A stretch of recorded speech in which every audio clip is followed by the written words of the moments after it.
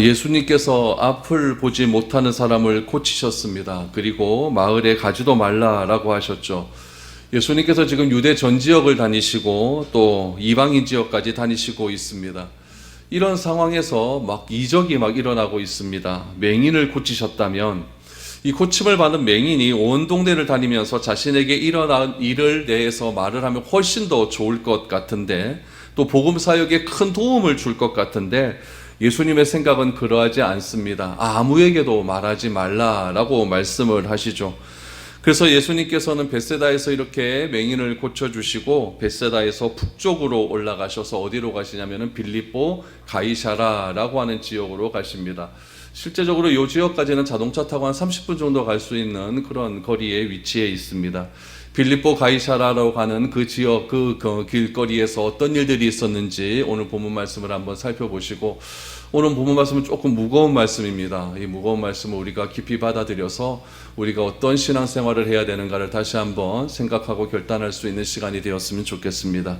27절 말씀 보시죠. 예수와 제자들이 빌립보 가이사라 여러 마을로 나가실새 길에서 제자들에게 물어 이르시되 사람들이 나를 누구라고 하느냐.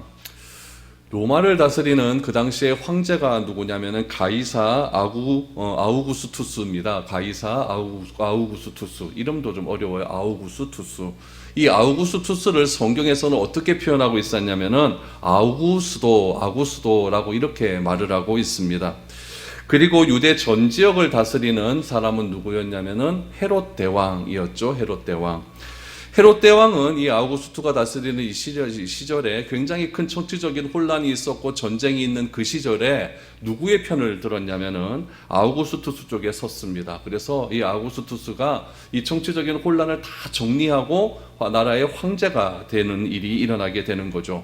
그래서 이 헤롯 대왕이 아우구스투스에게 좀 잘 보이기 위해서 유대 전역에게 아우구스투스를 위한 3개의 신전을 건축을 합니다. 첫 번째 신전이 어디에 건축되냐면은 사마리아 땅, 이스라엘 중부지방이죠. 사마리아 땅에 건축이 되고, 두 번째 신전은 어디에 건축되냐면은 이스라엘에 가면 굉장히 좋은 그런 경치가 좋은 곳이 지중해 연안인데, 지중해 연안에다가 굉장히 큰 신전을 하나 건축을 합니다. 그리고 그 신전을 가이사라라고 이렇게 명령을 하죠. 그래서 지중해 연안에 있고, 또 하나는 어디에 있냐면 우리가 오늘 본문에 나오는 빌립보 가이사라로 가는 길목에 있습니다. 길목에 보면은 최근에 고고학으로 이게 발견된 도시가 하나 나오는데 호르바트 오므리트라고 하는 지역이 있습니다. 호르바트 오므리트라고 하는 지역이 있는데 거기에서 헤롯 대왕이 건축한 굉장히 큰 신전이 하나 발견이 되었습니다. 그래서 이 헤롯 대왕은 가이사 아구스투스를 위하여서 이게 3개의 신전을 건축을 해 놓았죠. 벳세다에서 빌립보 가이사라까지 가는 길을 무슨 길이라고 하냐면은 로마의 길이라고 이야기를 합니다. 로마의 길이라고 해서 그쪽 길로 쭉 올라가서 빌립보 가이사라를 중심으로 해서 서쪽으로 가면은 우리 여기서 나온 두로와 시돈 있죠? 두로와 시돈으로 가는 길이 열리고, 동쪽으로 가면 어디로 가냐면은 이제 그 이방인의 땅으로 가는 그런 지역이 열리고 되고, 북쪽으로 가면은 헐몬산으로 가는 그런 길이 열리게 되죠. 그래서 이 길을 뭐라고 얘기하냐면 로마로 가는 길이다, 로마의 길이다라고 그렇게 명칭을 하고 있습니다. 이제 벳세다에서 빌립보 가이사라로 가는 그 길목에 로마의 길에 어떤 곳이 있냐면 아까 헤롯 대왕이 건축한 호르바트 오므리트라고 하는 그런 거대한 헤롯 대왕의 신전이 있습니다.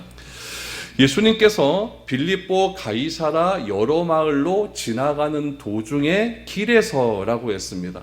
저는 예전에 성경을 보고 또 이렇게 볼 때에 예수님께서 빌립보 가이사라에 도착해서 빌립보 가이사라 신전에서 이렇게 너희는 나를 누구나 하냐 이렇게 알고 있었는데, 성경을 조금 연구해보고 사복음서를 조금 더 뒤지다 보니까 여러분 그곳에서 말한 것이 아니라 오늘 마가복음에 보니까 빌립보 가이사라로 여러 마을로 지나가는 도중에 길에서라고 합니다. 그래서 여러 가지 추석을 참고해 보니까 이렇게 나는 거죠. 예수님께서 벳세다에서 빌립보 가이사라로 가는 길에서 너희는 나를 누구냐라고 이렇게 물으신 거죠. 그 물으시러 가는 길 가는 도중에 무엇을 보셨냐면 예수님께서 헤롯 대왕이 건축한 호르바트 오므리트라고 하는 거대한 신전을 보신 겁니다. 거대한 신전을 보시고 제자들과 계속 대화하는 도중에 어디에 도착하신 거냐면은 빌립보 가이사라에 도착을 하신 거죠.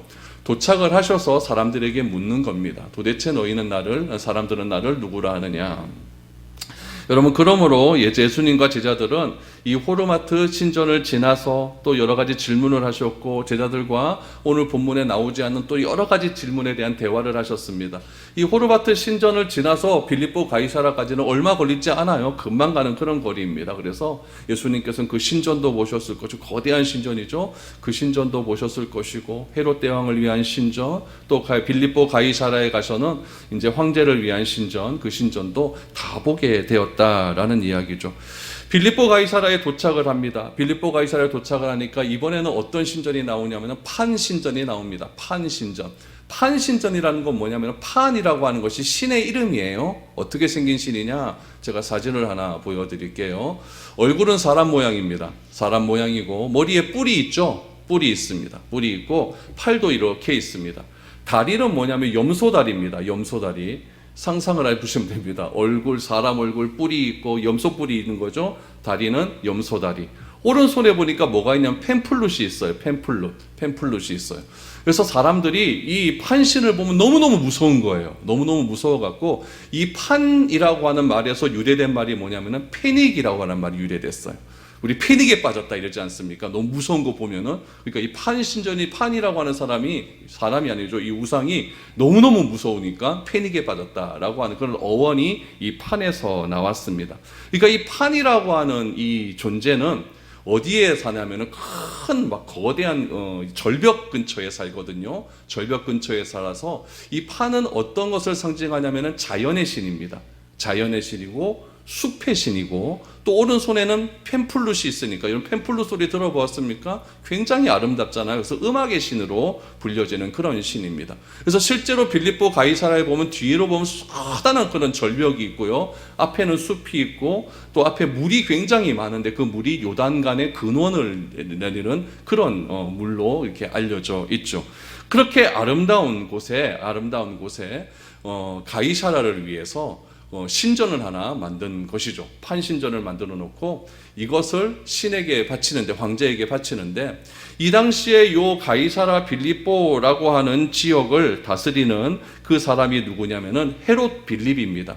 헤롯 대왕의 아들 헤롯 빌립이 그곳을 다스리고 있었는데, 아버지가 이미 지중해 가이사라라고 하는 거대한 신전을 하나 만들어 놓았잖아요. 그래서 아버지가 만든 신전과 구분하기 위해서 빌립보 가이사라고 하는 것이 황제를 칭하는 말이거든요. 그러니까 내가 황제를 위해서 지어준 신전이다. 그래서 빌립보 가이사라라고 하는 지명을 지어놓고 거기에 그 지역을 다스리는 판신을 그렇게 만들어 놓았다라고 생각을 하시면 좋습니다. 예수님께서 로마의 길로 가시다가 사람들이 나를 누구냐라고 이렇게 물으셨고, 그 대화하는 도중에 예수님께서는 빌립보 가이사라에 도착을 하셨을 것입니다. 그러면서 예수님께서 사람들이 나를 누구나 하느냐라고 이렇게 물으셨죠. 그러면 왜 이 시점에서 예수님께서 이런 질문을 하셨을까요? 마가복음 8장을 시작하면서 작은 물고기 2마리와 떡 5개를고 남자만 5,000명을 먹이시는 놀라운 이적을 행하시지 않았습니까? 그 후에 벳세다에서 장애인을 고치셨습니다. 이런 기적을 다 행해 보여주셨으면 제자들이 좀 알아야 됩니다. 뭘 알아야 될까요? 예수님은 하나님의 아들이다. 예수님은 메시아다라는 것을 알아야 되는데 도무지 제자들이 알지를 못하는 거예요. 그래서 예수님께서 배를 타고 가시면서 너희가 이것도 도대체 모르느냐, 귀가 있어도 듣지 못하고 눈이 있어도 못 치느냐, 아직도 이렇게 알 깨달음이 없느냐라고 탄식하지 않았습니까? 그리고 이 본문이 시작이 되거든요. 이 본문이 시작이 되면서 빌립보 가이사라로 가는 도중에 답답함을 토로하시면서 사람들이 나를 누구라 하느냐 라고 질문을 하셨고, 이 질문에 대한 답변이 어디까지 이어집니까? 빌립보 가이사라까지 이어지는 거예요. 판신전 앞까지 이어지게 되는 것이죠. 그렇게 대화하면서 이어지는 상황 속에서 예수님께서는 빌립보 가이사라에 도착하셨고, 사람들이 나를 누구냐라고 했었을 때 제자들이 대답을 합니다. 뭐라고 대답을 합니까? 28절에 보니까 제자들이 여짜와 이르되 제레 요한이라 하고 더러는 엘리야 더러는 선지자 중에 하나라 하나이다 라고 말합니다. 여러분, 예수님의 행적을 본 사람들의 대답이 무엇이냐? 이거는 여러분 제자들이 한 말이 아니라 제자들이 사람들의 말을 듣고 예수님께 대답을 하는 겁니다. 예수님의 행적과 예수님의 기적을 본 사람들은 무엇이라고 이야기했냐면은 예수님을 묘사하는 데 있어서 선지자라고 이야기를 합니다. 선지자 중에 대표적인 사람이 누구냐면은 세례 요한, 엘리야를 이렇게 끄집어내고 예수님은 선지자 중에 하나다라고 이야기를 하는 것이죠. 여러분, 예수님을 선지자라고 하는 표현은 우리 마가복음 앞장에서도 미리 보았습니다. 우리 마가복음 6장 말씀을 한번 보시면 14절에서 16절 말씀을 보시면 헤롯을 비롯한 당시의 사람들이 예수님을 뭐라고 표현하는지 보십시오. 이에 예수의 이름이 드러난지라 헤롯 왕이 듣고 이르되 이는 세례 요한이 죽은 자 가운데서 살아났도다. 그러므로 이런 능력이 그 속에서 일어나느니라 하고 어떤 이는 그가 엘리야라 하고 또 어떤 이는 그가 선지자니 옛 선지자 중에 하나와 같다 하되 헤롯은 듣고 이르되 내가 목벤 요한 그가 살아났다 하더라 라고 말을 합니다. 그러니까 이스라엘 백성들과 헤롯이 예수님을 평가하는 공통된 기준이 하나 있습니다. 그것은 무엇이냐면 한결같이 뭐라고 부른다고요? 선지자라고 부릅니다. 유대인들이 한결같이 예수님을 메시아라고 이야기하는 것이 아니라 한결같이 선지자라고 부르는 것이죠. 여러분, 선지자의 역할이 무엇일까요? 하나님의 메시지를 사람들에게 전달하는 사람이 선지자 아니겠습니까? 그러면 왜 그 당시에 유대인들은 예수님을 하나님의 아들로 받아들이는 것이 아니라 한결같이 선지자로 이렇게 이야기를 하고 있을까요? 여러분, 예수님은 우리가 지금 결론을 다 아니까 쉬운 거예요. 예수님은 하나님의 아들로 이 땅에 오셨다는 거 우리가 다 믿고 있지 않습니까? 그러나 백성들은 예수님을 하나님의 아들로 받아들이는 것이 아니라 선지자로 받아들입니다. 이스라엘을 자신이 당하고 있는 고통을 로마의 압정에서 해방시켜줄 메시아는 여전히 유대인들이 기다리고 고대하고 있습니다. 그런데 가만히 보니까 구약에서 예언된 그 예언이 누구를 통해서 지금 이루어집니까? 예수님을 통해서 이루어지고 있기는 있는데 예수님을 메시아로 받아들이기는 싫은 겁니다. 왜 싫을까요? 가난한 목수의 아들로 나사렛 출신의 예수를 인정할 수는 없는 겁니다. 지금 예수님 그 유대인들은 굉장히 신분들이 높은 계층들 아닙니까? 종교인 지도자들이고 그런 아주 상위 계층의 사람들이 저 나사렛에서 목수의 아들로 태어난 저 사람을, 신분도 낮은 사람을 내가 하나님의 아들 메시아로 받아들이라면 우리 이거 체면이 말이 아니지 않습니까? 그러니까 받아들이기가 싫은 것이죠. 그래서 이스라엘 백성들은 그러면 한 단계 낮추는 거죠. 그럼 누구로 받아들이면 좋겠느냐? 메시아를 소개할 선지자로 받아들이는 건 내가 받아들일 수 있겠다. 구약에 나온 선지자도 신분이 낮은 사람들이 거의 대다수였거든요. 그러니까 저 예수는 구약에서 하는 예언들을 여러 가지 실천을 하고 있지만 실질적으로 메시아는 아니고 뭐다? 그 메시아 앞서 오신 선지자다라고는 받아들일 수 있겠다라는 생각을 가지고 있는 것이죠. 세례 요한은 그래서 보십시오. 세례 요한은 선지자로 오지 않았습니까? 그래서 세례 요한은 뭐라고 지금 요단강에서 외쳤냐면은 나는 앞으로 올 메시아를 소개할 사람이고 진짜 메시아는 내 뒤에 오시는 분이다 라고 말하지 않습니까? 그러니까 사람들은 얘기하는 겁니다. 더러는 세례 요한으로, 세례 요한과 같은 역할을 한다는 거죠. 더러는 세례 요한으로, 더러는 엘리야로, 엘리야는 구약의 선지자의 대표니까 더러는 엘리야로 많은 사람들이 선지자 중에 하나라고 말을 합니다. 이런 배경에서 이야기를 하고 있는 것이죠. 그러나 마가는 보십시오. 마가는 처음부터 예수님을 선지자로 이야기합니까? 아니에요. 1장부터 하나님의 아들 예수 그리스도의 복음의 시작이다. 마가가 얘기하고 싶은 것은 예수는 하나님의 아들이라는 사실이에요. 그것을 지속적으로 강조하고 있는 것이죠. 이것을 먼저 딱 선언해놓고 하나님의 아들로서의 증거가 무엇이냐, 그것이 1장부터 쭉 소개되고 있는 거예요. 하나님의 아들로서 메시아는 이런 일도 하고 저런 일도 하고 이런 기적도 베풀었고, 그래서 결론에 가서 그러므로 예수님은 하나님의 아들이다, 이렇게 결론을 지을 겁니다. 그 이야기를 좀 계속적으로 끌어가고 있는 것이죠. 그럼 예수님은 어떻습니까? 예수님은 자신이 하나님의 아들이라는 사실을 알까요, 모를까요? 알아요. 그러나 예수님께서는 뭐라고 말씀하시냐? 아직까지는 자신이 메시아이심을 이 땅에서 드러날 때가 아니라고 생각을 하시는 겁니다. 그러니까 병 고치는 사람마다 뭐라고 이야기하냐면 절대 이야기하지 말아라, 열대 얘기하지 말아라, 이방인 지역 가서도 이야기하지 말아라, 오늘 또 시각장애인을 고칠 때도 이야기하지 말아라, 라고 그렇게 말씀을 하고 있는 것이죠. 왜 그럴까요? 예수님이 자신이 메시아임을 드러낼 때 되는 것은 자신이 온 세상을 구원할 그리스도임이 드러낼 때는 이런 이적을 가지고 드러내는 것이 아니라 자신이 십자가에서 죽으시고 부활하신 이후에 드러날 것이다 라는 것을 예수님은 분명히 알고 있었다라는 것이죠. 그러니까 이 온 세상을 구원할 수 있는 능력은 이적 갖고 구원하는 것이 아니라 십자가와 부활을 통해서 구원할 수 있다는 것을 아시기 때문에 이 십자가와 구원의 메시지가 선포된 이후에 자신이 메시아이심을 드러내기를 원하시는 것입니다. 그래서 가는 곳곳마다 드러내지 말라 하시고, 자꾸 제자들은 어느 정도 알 것 같은데 제자들마저 모르니까 하도 답답한 마음에 이제 올라가시면서 말씀을 물으시는 거죠. 너희는 나를 누구라고 하느냐? 사람들이 나를 무엇이라고 하느냐라고 이렇게 묻는 겁니다. 사람들이 나를 누구냐라고 물었을 때 제자들은 이야기하죠. 더러는 세례 요한, 더러는 엘리야, 어떤 이들은 선지자라고 합니다. 예수님이 제자들의 대답을 다 들으시고 다시 묻습니다. 29절. 또 물으시되 너희는 나를 누구라 하느냐? 베드로가 대답하여 이르되 주는 그리스도 신이이다. 베드로는 뭐라고 이야기하냐? 주는 그리스도 신이이다 라고 이야기를 합니다. 마태복음에는 뭐라고 얘기했죠? 주는 그리스도이십니다. 살아계신 하나님의 아들이십니다.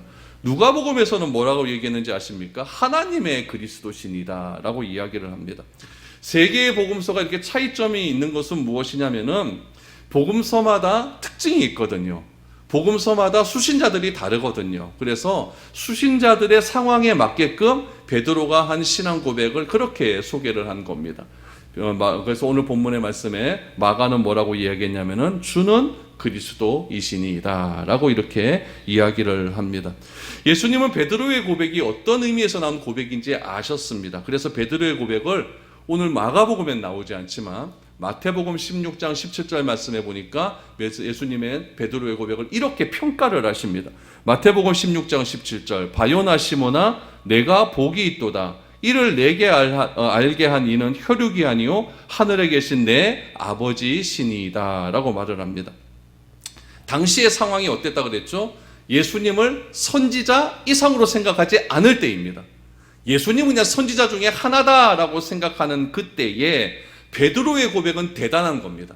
세상 사람들은 다 예수님을 선지자라고 얘기했을 때 베드로는 뭐라고 이야기하냐면 예수님을 그리스도시다, 메시아이시다, 하나님의 아들이시다 라고 분명하게 고백을 했습니다. 그래서 예수님은 베드로에 대한 이 고백의 평가를 내리십니다. 뭐라고 내리셨냐면은 그것은 너의 능력으로 나온 것이 아니다. 너의 지식으로 나온 것이 아니라 하나님께서 해 주신 것이다 라고 이렇게 평가를 해 주셨습니다. 그리고 예수님은 이 베드로의 고백을 뭐라고 하셨냐면은 복되다 라고 하셨습니다. 복되다. 여러분은 예수님을 하나님의 아들로 다 믿지 않습니까? 그러니까 여러분은 복된 사람입니다.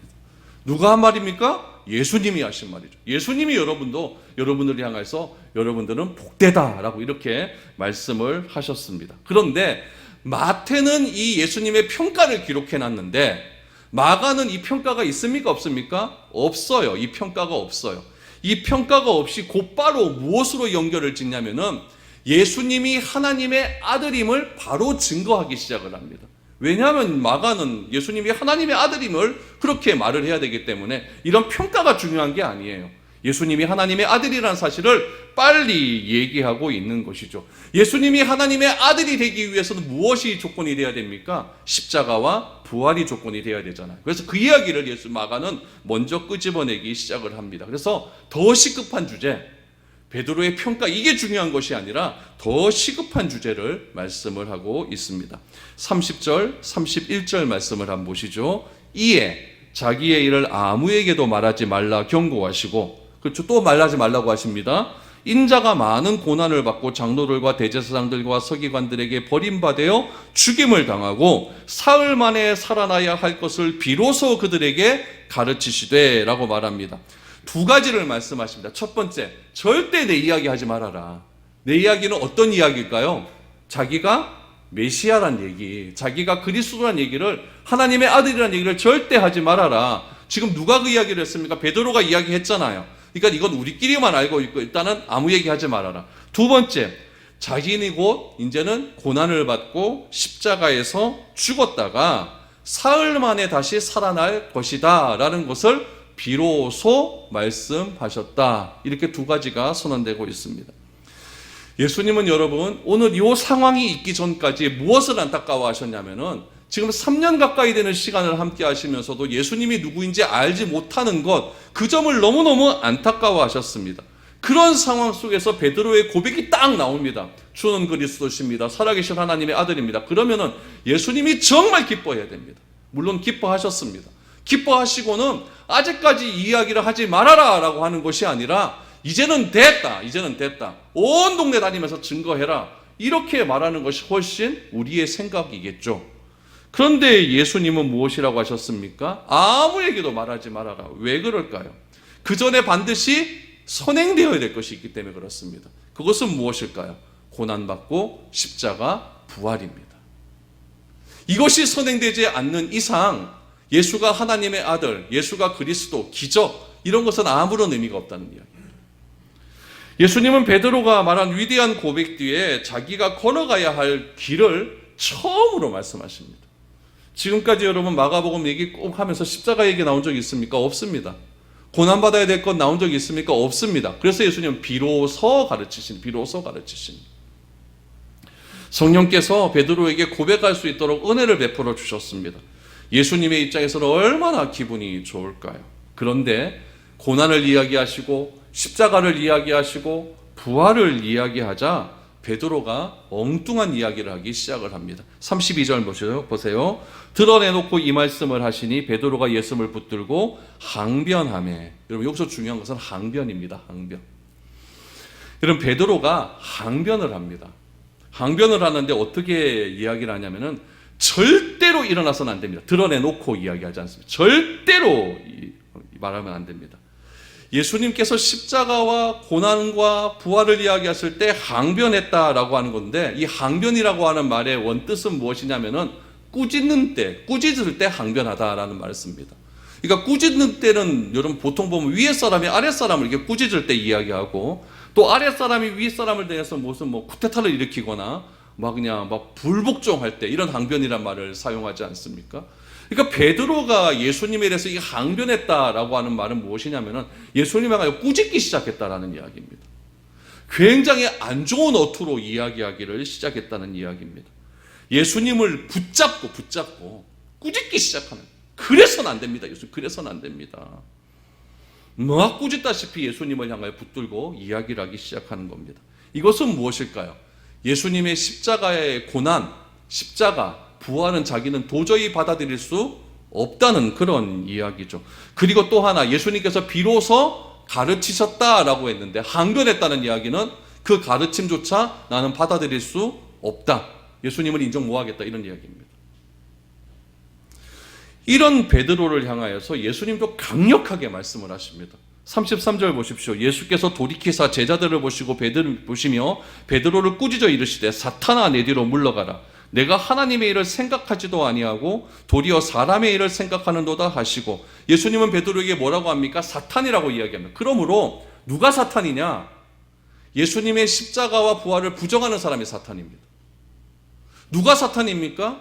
예수님의 십자가와 부활은 하나님의 일입니다. 영생을 얻도록 한 하나님의 일입니다. 이 하나님의 일을 방해하는 사람이 사탄입니다. 예수님은 강력하게 이야기를 하십니다. 그러면서 도리어 사람의 일을 생각하는도다. 사람의 일이란 무엇입니까? 베드로의 마음을 아시는 거예요. 자기가 3년 동안 모든 것을 버리고 따라다녔던 그 예수님께서 죽는다고 하니까 인간적인 마음으로 얼마나 그거 싫습니까? 짜증납니까? 예수님은 그 이 마음을 아세요. 아심에도 불구하고 우선순위가 되는 것은 사람의 일보다는 하나님의 일이다. 영생의 일이라는 것을 분명히 말을 하고 있는 것이죠. 베드로의 처지에 보면 억울할 수도 있습니다. 좀 전까지만, 몇 분 전까지만 해도 예수님이 칭찬 하시지 않았습니까? 아이고 복되다 복되다. 하나님이 너와 함께 하시니까 이런 얘기까지 하는구나, 복되다라고 했는데 졸지에 몇 분 후에 사탄이 돼버리고 맙니다. 얼마나 기가 막힌 노릇입니까? 그렇다면 여러분, 하나님의 아들이 메시아가 고난을 받습니다. 더군다나 나무에 달려 십자가에서 죽습니다. 이거는 저주의 상징이거든요. 십자가에 달려 죽습니다. 또 조롱당하는 메시아의 모습을 유대인 전통에서 어떻게 이해할 수가 있을까요? 유대인들이 생각하는 메시아는요, 딱 두 가지가 있습니다. 첫 번째, 이사야 53장에 나오는 메시아입니다. 메시아는 고난받는다. 또 하나 메시아는 무엇이냐면 이사야 61장에 나오는 영광을 받는 거예요. 그는 빛으로 이 땅에 오시고, 그는 죽은 자를 살려내시고, 가난한 자를 회복해 하시고, 낮은 데서 높은 곳으로 일으켜 주시며, 골짜기를 편탄케 하시는 그런 분이 메시아다. 유대인들이 생각하는 메시아는 두 가지입니다. 그런데 여러분 같으면 어떤 하나님을 원합니까? 고난받는 하나님? 이거 별로 재미없습니다. 어떤 받는 하나님? 어떤 하나님이 원하시면 좋은 하나님이십니까? 여러분들에게 있어서는. 나를 회복시켜주는 하나님이 훨씬 더 좋잖아요. 내가 힘들 때 위로해 주시고, 내가 병들었을 때 고쳐주시고, 내가 막 화딱지가 나고 아무것도 되지 않을 때 뭔가 좋은 것으로 채워주시는 그런 하나님 좋지 않습니까? 유대인도 똑같은 거예요. 유대인의 입장에서도 이 메시아 두 가지의 메시아는 다 알고 있습니다. 하나님이 원하시는 메시아는 고난받는 메시아, 또 하나는 우리의 일을 회복시켜 주시는 메시아. 그 두 개 중에서 유대인들이 선택한 메시아는 무엇입니까? 우리를 회복해 하는 메시아입니다. 고난받는 메시아 필요 없다는 이야기죠. 그래서 강력한 모습으로 이 땅에 오셔서 이 어지러운 정치적인 상황 다 해결해 주시고, 이 억압받는 이 우리의 어려움들을 우리 하나님께서 은혜 베풀어 주셔서 메시아를 보내주셔서 자유케 해주시고, 이 고통받는 이 가난에서 해결시켜 주시고, 우리를 좀 회복시켜 주십시오. 그러니까 예수님께서 오병이어의 기적을 통해서 먹을 것 막 주시니까 당신 왕이다라고 말하지 않습니까? 우리도 똑같습니다. 그런 메시아만 와가 있는 거죠. 그래서 예수님께서는 진짜 내가 이 땅에 오신 목적이 무엇인지, 진짜 메시아의 목적이 무엇인지, 메시아를 네가 진짜 믿는다고 한다면 우리가 어떤 삶을 살아야 하는지를 34절 이하에서 세 가지로 정리를 해 주십니다. 그 메시아의 모습은 어떤 모습이고, 우리는 그 메시아를 따라감에 있어서 우리는 어떤 삶의 모습을 가지고 따라가야 될까요? 34절 말씀을 보시죠. 무리와 제자들을 불러 이르시되, 이제 가르치시는 겁니다. 누구든지 나를 따라오려거든 자기를 부인하고 자기 십자가를 지고 나를 따를 것이니라. 첫 번째로 예수님을 따르는 길, 첫 번째는 무엇이냐? 내가 추구하는 것을 버리는 길입니다. 베드로가 추구하는 것은 무엇이올까요? 그리하지 마시옵소서, 항변하며 이야기하는 겁니다. 그러나 예수님이 추구하는 것은 무엇입니까? 네가 하나님의 일은 버리고 사람의 일만 추구하는도다. 결국 내가 원하는, 주님이 원하는 십자가의 길은 무엇이냐? 내가 추구하는 것은 버리고 하나님이 추구하는 것을 내가 받아들이고 믿는 길, 그것이 십자가의 길이라는 것을 우리에게 말씀해 주는 겁니다. 내가 추구하는 것을 버리는 길을 예수님은 뭐라고 말씀하시느냐? 자기를 부인하는 길이다 라고 말을 합니다. 자기를 부인하는 길은 곧 무슨 길이냐? 십자가의 길입니다. 그러므로 우리가 기도하면서, 우리가 다양한 방법으로 신앙생활을 하면서 주님을 설득하기 위해서 신앙생활을 하는 것이 아니라 내가 포기하고 순종하기 위해 신앙생활을 하는 것. 주님을 설득하기 위해서 내가 예배드리는 것이 아니라 내가 하고 싶은 것을 포기하고 내가 하고자 하는 것을 내려놓고 순종하는 것을 결단하는 것, 그것이 예배이고 그것이 자기를 부인하는 길이고 그것이 십자가의 길을 걸어가는 길인 것입니다. 예수님은 제자들에게 이런 말씀을 하시는 것이죠. 내가 니네들이 원하는 것 하지 말고 하나님이 원하는 것이 무엇인지를 생각해봐라. 하나님이 원하시는 것은 자신이 이 땅에 온 것이고, 이 땅에 와서 그냥 사람들 원하는 대로, 사람들이 추구하는 대로 좋은 말만 해주는 그런 메시아가 아니라 고난받는 메시아이고, 어려움 당하는 메시아이고, 장로들에게 침뱉음 받는 메시아이고, 그래서 결국에는 십자가에서 그 모진 수모와 수치를 다 당하시고 그렇게 죽는 메시아이다. 그것을 우리에게 보여주고 있는 것입니다. 두 번째로 주님을 따라가는 길은 어떤 길일까요? 예수님을 그리스도로 믿는 그 길은 어떤 길일까요? 우선순위를 분명히 하는 길입니다. 우선순위를 분명히 하는 길. 35절에서 37절을 보십시오. 누구든지 자기 목숨을 구원하고자 하면 잃을 것이요 누구든지 나와 복음을 위하여 자기 목숨을 잃으면 구원하리라.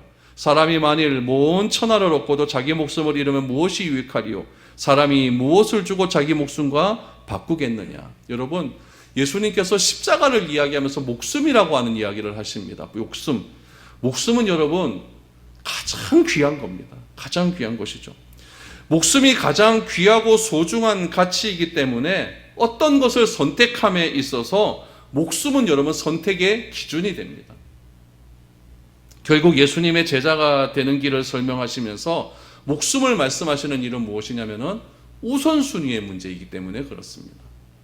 하나님을 선택할 것인지 자기를 선택할 것인지, 요 말을 앞에 절로 다시 바꾸어 말하면은 하나님을 선택하는 길은 십자가의 길을 걷는 것이고 자기를 부인하는 길을 걷는다고 한다면은 자기의 길을 선택하는 것은 나아가 내가 원하는 길을 선택하는 것이다 라는 것으로 말하는 거죠. 그것을 예수님께서 다시 다른 표현으로 목숨이라고 말씀하고 있는 겁니다. 이것은 우선순위의 문제입니다. 사람들은 다 선택하고 보편적인 가치로 여기는 넓은 길을 포기하고 선택하기 싫은 길, 손가락질 받는 길인 좁은 길을 예수님은 선택하라라고 그렇게 말씀해 주셨습니다. 왜냐하면 이것이 삶과 죽음의 선택의 기로이기 때문에 그렇습니다. 넓은 길을 선택하는 것은 그냥 내가 원하는 것을 선택하는 거지만 결과는 영생의 길로 가지 못하지만, 좁은 길로 가는 것은 사람들이 손가락질 받는 길이지만 결국 그 길은 자기를 부인하는 길이고 십자가의 길이기 때문에 영생을 얻게 된 것이다 라고 말씀을 하고 있는 거죠. 이처럼 하나님을 선택하고 십자가의 길을 선택하며 자기 목숨보다 하나님을 더 귀한 것으로 여기는 자는 무엇을 얻게 된다? 영생을 얻게 된다라고 말씀하시죠. 그러나 자기 생각을 따르고 자기를 위해 살고 세상의 가치를 최고의 가치로 여기면 영원한 죽음에 이르게 된다라고 말씀하고 있는 것입니다. 그러므로 목숨에 관련된 문제는 목숨보다 더 확실한 믿음이 전제되지 않으면 절대 목숨을 포기 못합니다. 무엇 가지고 여러분 목숨과 바꿀 수가 있겠습니까? 근데 세상에 보면 자기 목숨을 버리는 사람들이 있습니다. 어떤 사람은 신념 때문에 자기 목숨을 버립니다. 어떤 사람은 정치적인 이데올로기 때문에 자신의 목숨을 버립니다. 어떤 사람은 노동운동하다가 자기 목숨을 버리는 사람도 있습니다. 어떤 사람은 정치적인 활동을 하다 자기 목숨을 버리는 사람도 있습니다. 어떤 사람은 그리스도의 십자가 때문에, 그리스도를 부인하지 않는 일 때문에 자기 목숨을 버리는 사람들도 있습니다.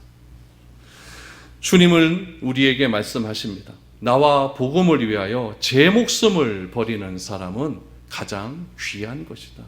이것은 실제로 우리의 목숨을 버리라는 이야기는 아니겠죠. 하나님의 말씀, 주님의 십자가의 길을 걷는 것, 자기를 부인하는 길이 세상의 그 어느 가치보다 가장 귀한 길임을 우리에게 말씀해 주시고 있는 것입니다. 그러므로 우리에게 가장 귀한 가치는 예수는 그리스도라는 사실, 예수는 하나님의 아들이라고 하는 사실, 이 믿음을 굳건하게 지키라는 이야기죠.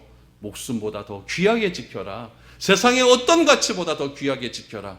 이것이 바로 예수님께서 제자들에게 두 번째로 가르쳐 주신 명제입니다. 세 번째는 무엇일까요? 주님을 부끄러워하지 않는 삶을 살아라 라는 겁니다. 주님을 부끄러워하지 않는 삶을 살아라. 38절 보십시오. 누구든지 이 음란하고 죄 많은 세대에서 나와 내 말을 부끄러워하면 인자도 아버지의 영광으로 거룩한 천사들과 함께 올 때에 그 사람을 부끄러워하리라. 예수님은 당시의 그 시대를 무엇이라고 규정지으셨냐면은 음란하고 죄 많은 시대다라고 말씀합니다. 2000년이 지났습니다. 오늘날은 어떻습니까? 오늘날은 안 음란합니까? 오늘날도 음란하죠? 오늘날은 죄가 없습니까? 오늘날도 죄가 많은 시대이죠? 그러니까 죄라고 하는 속성은, 죄라고 하는 특징은 그때나 지금이나 똑같다는 이야기예요. 똑같습니다. 이런 시대 속에서 자기를 부인하는 삶, 십자가의 길을 걸어가는 삶, 목숨보다 주님의 가치를 더 귀하게 여기는 삶, 그런 사람을 주님은 원하시고 있다는 이야기죠. 베드로의 고백처럼 예수는 그리스도시고 살아계신 하나님의 아들이라고 고백하는 사람은 과연 어떤 삶을 살아야 하느냐? 내가 그리스도인 되었다는 것, 내가 예수는 하나님의 아들이라고 믿는 그 믿음, 그 사실을 세상 속에서 당당하게 이야기할 수 있어야 된다는 이야기죠. 부끄러워하지 말아야 된다는 얘기죠. 여러분, 예수 믿는 게 뭐가 그래 부끄럽습니까? 교회 다니는 게 뭐가 그렇게 부끄럽습니까? 교회 다니면 뭐 진급심사에서 뭐가 있습니까? 없잖아요. 근데 왜 그렇게 숨기려고 합니까? 그거 하지 말라는 이야기예요.